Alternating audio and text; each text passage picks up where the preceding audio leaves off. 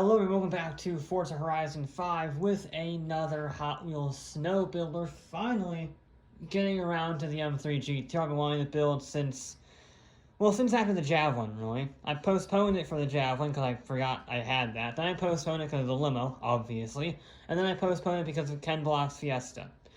We're finally doing it now. I wanted to do this for a while. I think it could be pretty interesting how this fares because it has a lot of potential.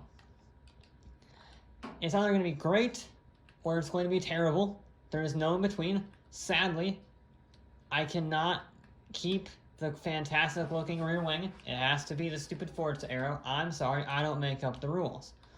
That's just how it's got to be in order to have maximum performance. 285s aren't great, but I imagine we're not going to have a whole lot of power either, given the PI, so I guess we're going to try to go for, I say lightweight, 2,900 pounds isn't that light. This will be interesting because these cars, these type of vehicles, are either really good or really bad. In the sense that, well, they have a lot of PI from relatively low amounts of horsepower. Look, we're already in S1 class at 450. That's nothing. We are actually gonna have to go, I think, for an engine swap, which I was not expecting. We'll try turbochargers first. We might be able to make it to the top of S1 class. It doesn't look like it. Okay. Alright, engine swap time. I was sort of hoping the naturally aspirated V8 would do well, make it to the top of the class, but that's a no. We could go with the old-fashioned 6.2 liter, actually that's the other 6.2 liter. Could go with the Lamborghini V10. Or a 2JZ if you really want to piss people off. Yeah, let's do that. Okay, we're gonna have a lot more power than I thought. I was afraid, considering this is a relatively new vehicle, we wouldn't have the power. You know, it's 2002, a very good handling vehicle from the start, which tends to not get a whole lot of horsepower. We're at 1,041. We are very heavy at 3,100 pounds, so that's not great. We don't have huge tire sizes. But, we're gonna give it our best. We're gonna give it a good try. Alright, the M3 GTR is gonna have to beat the Ford Fiesta Rallycross car, the 219.8. I don't think it's gonna do that. Yes, it has 400 more horsepower, however, it's also not a rallycross car. And funnily enough, rallycross cars are really good at this type of thing. But, you know, you never know. I didn't think the rallycross car was going to have that much of a chance, given the how far down it was on the PI scale, I should say. And, it won. it beat everything. So, maybe the M3... No, okay. That was a little greedy, but in fairness, my mirror hit the checkpoint. This thing's really fast in the straight. That's 112 through that section. That's ridiculous. Well, it's certainly the fastest car we've ever had in a straight line here. And that's, I mean, technically the Ferrari was faster in a straight line, but not really acceleration-wise. I think this is actually faster through that snowy section. 100 miles an hour through there, basically. Now the brakes early. Ooh, I turned in too much. Okay. Alright, I mean, it's got good power. It should. It has the Formula Drift 2JZ. I think it's a Formula Drift 2JZ. I know it's a 2JZ of some type. I don't know exactly what it is. I think it's a Formula Drift based on the fact I can get 1,300 horsepower. Oh, I'm all over the place in this vehicle. No, I'm not focusing. Too busy thinking about 2JZs in a BMW, which I can...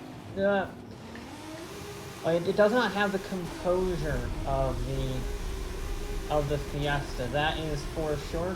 It doesn't have the same level of turn-in. And again, very few vehicles, I imagine, have the same level of turn-in as that Fiesta. We nearly jumped over the track. Oh. Noted, we can't go flat out through there. Unless I angle it just right. Because it's a very fast car, this M3. The straight line speed is stupendous.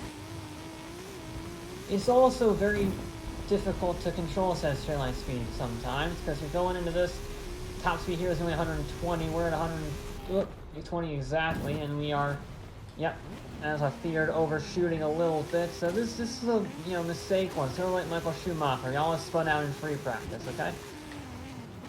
Ooh, a little bit bumpy there. Does not like that section particularly much. I just need to get a better line, I guess. Get a good line through that uphill canyon. Very scruffy run, this one. Very scruffy run. Lots of little mistakes. Combine that with completely over jumping just about everything of the sheer speed. We are not as far off as I thought, all things considered. We're two and a bit seconds off the Ferrari. And given that run, that's not bad. Alright, run 2, we're just going to try and take it easy, nice, clean, no mistakes, no shenanigans. We're not going to go full throttle over every jump and fly way off into the scenery. It's going to be like a 90% run, nothing crazy. I think this has some pace. I don't think it has Ford Fiesta pace or even maybe AMC Javelin pace, but it can probably go toe-to-toe with the two Porsches. I think that would be a fair thing for this vehicle when everything's all nice and tidy. It's just a matter of controlling the 1,000 horsepower BMW. Because it's just, look at this, I can't get over the speed of this thing, it's stupid fast. Brakes are actually not terrible, a little bit of understeer there, but if I just chucked it in without the proper measures. Yeah, it's definitely not as composed as the Javelin or the Fiesta. Those just had so much turn and so much grip. This is not quite that much, probably due to the smaller tires, but it's definitely not bad. It's not as bad as, say, I don't know, did the Cadillac have it? Was it the Cadillac or the Ferrari that had the lack of turn in? I don't remember. I think it was the Ferrari because it was heavy. Had that hybrid system with the default all-wheel drive, causing some issues there.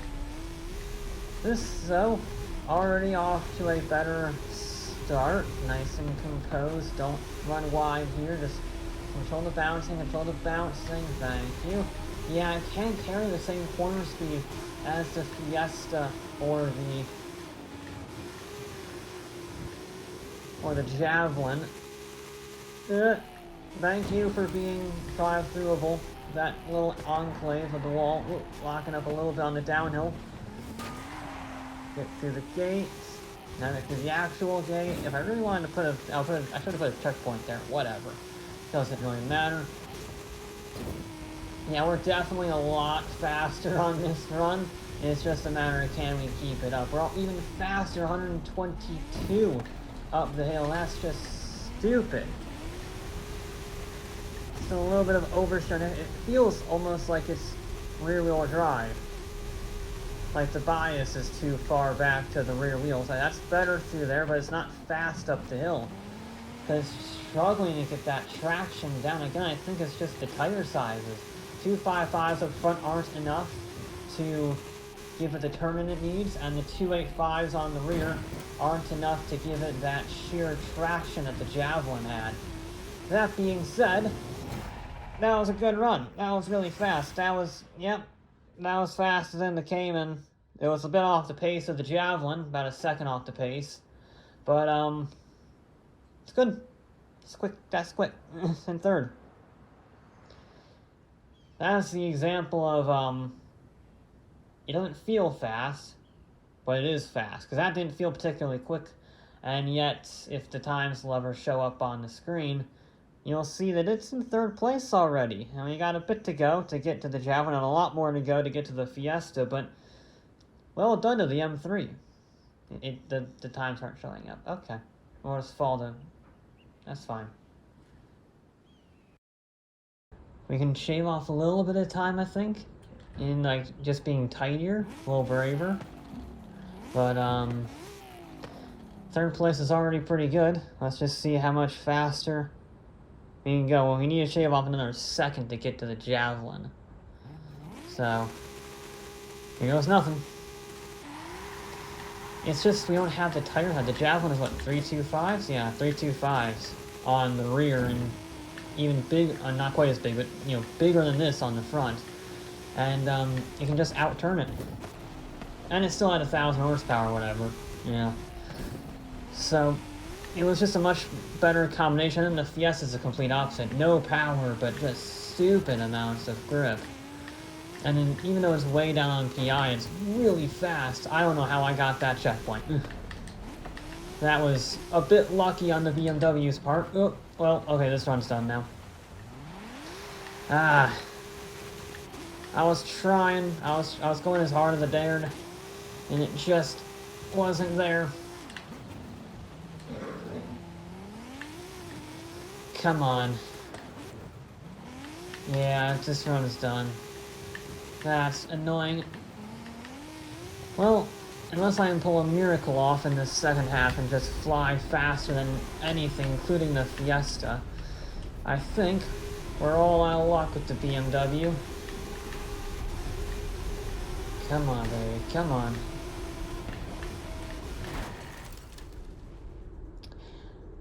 Or we can just call it there. We can just call it there. Yeah, that's disappointing. I was given 120%, and that was too much. Missed a braking point on the ice, and then hit the wall. Well, it is in third. It's a 2 seconds slower than the Fiesta and a second slower than the Javelin, but it is equally 2 seconds faster than the Cayman. So, there you go. Just not enough grip. Has the power, not the grip. I could really use about 100 less horsepower and 305s on the rear, 295s on the front. That would be perfect for this thing. But anyway, that'll be it for this episode. I'll be back with more.